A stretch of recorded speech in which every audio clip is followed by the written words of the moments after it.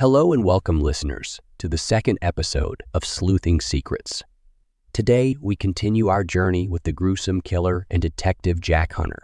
In the previous episode, we found that the killer had killed Captain Warner's son. Let's see whether the killer gets lucky once again or meets his deadly fate.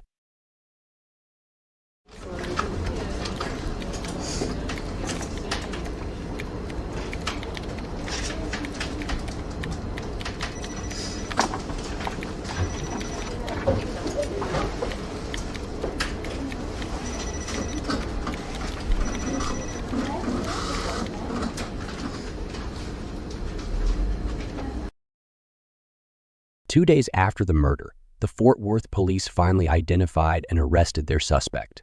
Commissioner Smith, a senior police officer at the Fort Worth Police Headquarters, had the suspect held in the investigation room. Captain Warner insisted him on being present during the interrogation. Detective Hunter, on the other hand, was visibly agitated. His voice echoed with frustration as he confronted Commissioner Smith.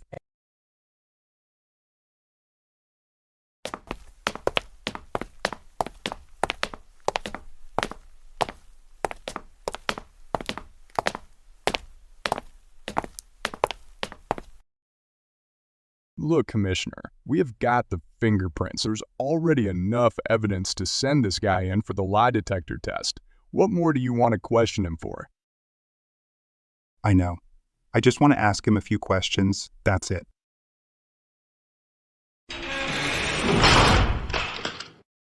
Inside the interrogation room, tension was palpable. The killer was sitting on the table.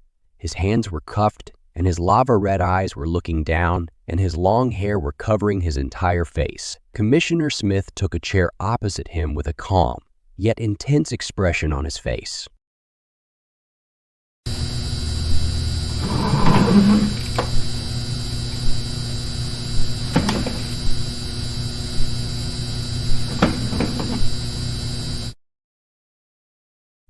Let's start from the beginning. Your fingerprints were found at the scene. Where were you on the night of the murder?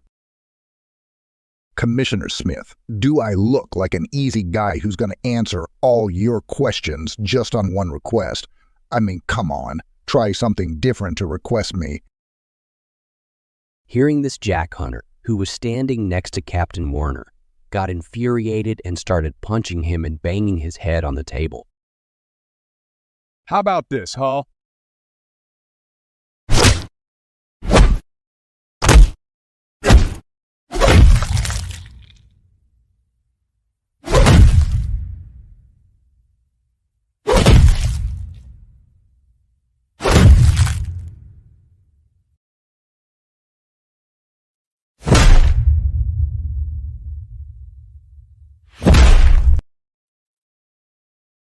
Hunter banged the killer's head on the table so hard that he became unconscious. But before that, all three of them got infuriated to his fading smile. Let's start the torture. Asper. For the next entire week, as a part of torture, they threw boiling hot water on the killer's bare body. They also gave him multiple cigar burns and electric shocks.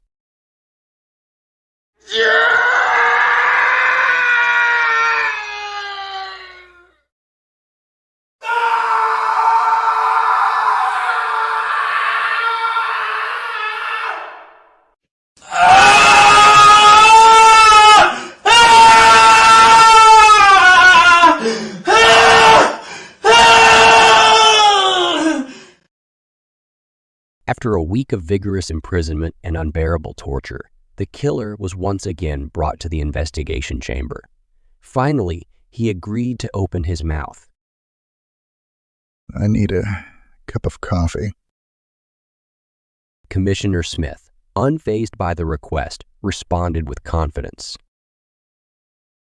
Well, I guess you deserve a small prize. Sure. Smith leans in, trying to soften the atmosphere, aiming for a conversational tone. But the killer still has the same anger. Still, he momentarily intrigued, acknowledged Smith's stature. I guess I will get popular by this interview. Not really. I mean, your popularity would depend on how much information will be shared tonight. Smith's casual demeanor piques the killer's interest, shifting the dynamic in the room.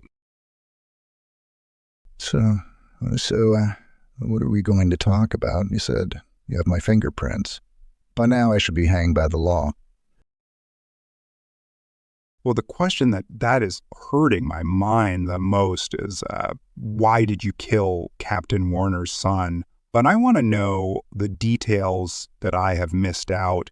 And yes, start from yourself, where you were born and stuff like that. Smith's approach, blending curiosity with a hint of admiration, creates an unexpected rapport as he leans back and clicks on the tape recorder, ready to listen. The killer, after a long pause, finally speaks.